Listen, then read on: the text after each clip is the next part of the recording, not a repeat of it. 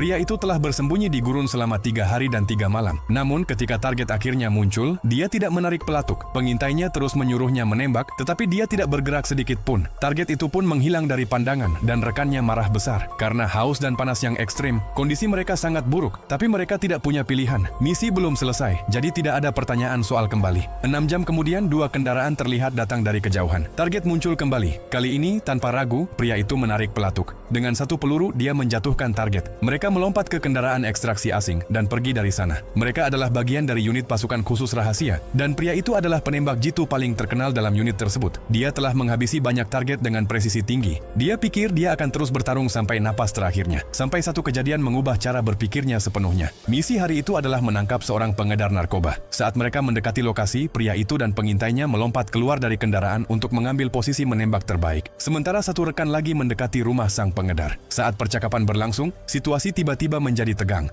Musuh yang bersembunyi di perbukitan mulai bergerak. Pria itu langsung membuka tembakan. Baku tembak pun dimulai. Berkat tembakan perlindungannya, musuh tidak punya kesempatan untuk membalas. Tapi kemudian dia merasa ada yang aneh. Orang-orang di dalam rumah itu bukan pengedar narkoba. Ternyata itu adalah sebuah pesta pernikahan. Mereka segera berlari ke bangunan tersebut, tetapi sudah terlambat. Rekan mereka telah membunuh semua orang yang ada di dalam. Untuk menutupi pembantaian orang-orang tak bersalah itu, tim melemparkan granat asap dan meminta serangan udara dari markas. Ketika ledakan menghancurkan semuanya, semua bukti kejahatan mereka pun lenyap. Namun, ada sesuatu yang hancur di dalam diri pria itu.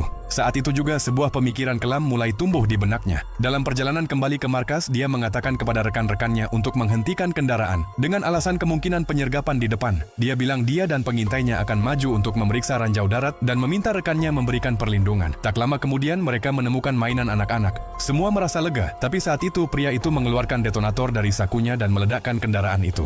Itulah caranya, memutuskan hubungan dengan militer untuk selamanya. Beberapa waktu kemudian, dunia mengetahui tentang seorang pembunuh legendaris baru, Jakal. Jakal bisa menghabisi target dari jarak 3 km hanya dengan 1 tembakan. Tarifnya adalah 100 juta pound per misi. Dan Jakal tidak lain adalah pria itu sendiri. Suatu hari dia menerima tugas baru, membunuh seorang presiden negara. Tapi ada satu syarat aneh. Klien mengatakan bahwa putra presiden harus dilukai terlebih dahulu. Itu permintaan yang sangat aneh. Apakah klien itu sebenarnya anak presiden sendiri? Apakah dia ingin menggunakan cedera itu sebagai alasan untuk menghindari kecurigaan?